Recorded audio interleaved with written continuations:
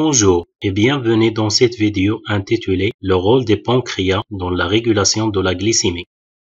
Cette vidéo vise le soutien des acquisitions des élèves de la première année des baccalauréats international. Nous savons que la régulation de la glycémie peut être défaillante. L'hyperglycémie chronique des diabétiques est l'anomalie la plus fréquente. Les causes de ces troubles ont commencé à être comprises au XIXe siècle, à la suite des expériences réalisées chez l'animal. Elles ont mis en évidence le rôle clé des pancréas dans cette régulation.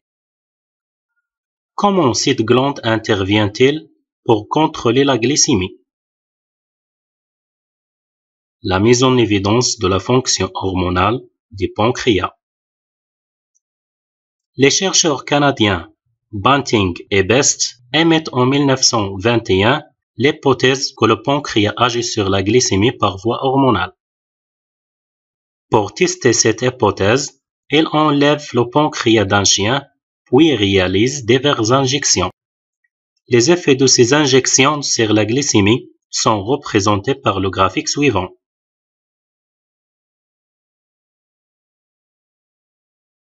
L'ablation totale des pancréas est suivie d'une augmentation très forte de la glycémie, et on remarque que les injections sanguines d'extrait pancréatique permettent d'abaisser la glycémie jusqu'à une valeur normale. Le pancréas ajuste donc la glycémie grâce aux hormones. Quelles sont les hormones pancréatiques? Les hormones pancréatiques. Le tissu pancréatique contient deux types de cellules glandulaires. Les cellules acéneuses sont groupées en boucles creuses. Elles produisent le sucre pancréatique qui est libéré dans l'intestin et intervient dans la digestion.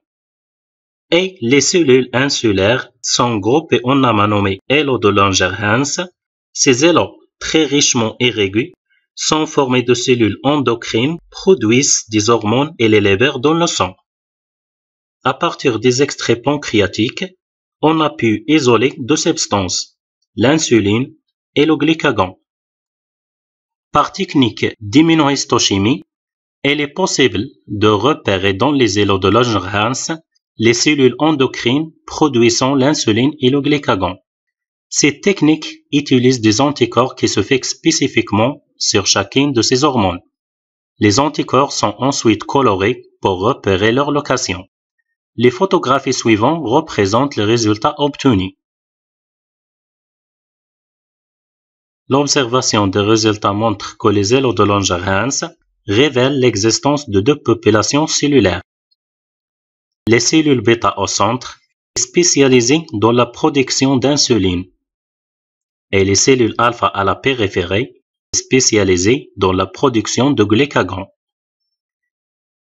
Quelle est l'action de ces deux hormones? L'action d'insuline et glucagon.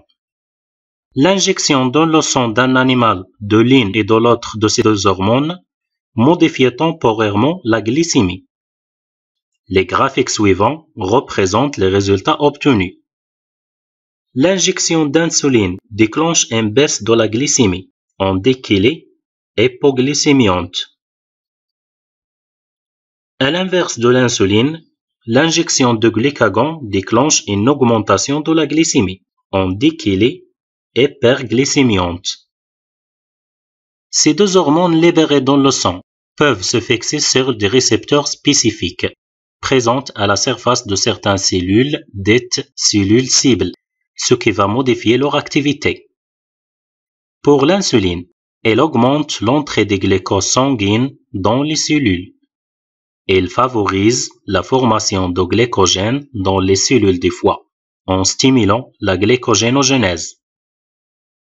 Elle favorise le stockage de lipides dans les adipocètes en stimulant la lipogénèse. Quant à le glucagon, elle active au niveau des hépatocytes la glycogénolyse et le glucose produit est alors libéré dans le sang. L'essentiel de cette vidéo. Le pancréas possède des cellules endocrines productrices d'hormones, regroupées en amas nommés îlots de Langerhans.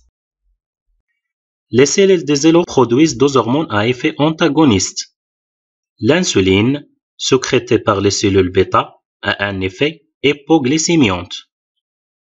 Le glucagon, sécrété par les cellules alpha, a un effet hyperglycémiante. Merci pour votre attention et à la prochaine vidéo, Inch'Allah.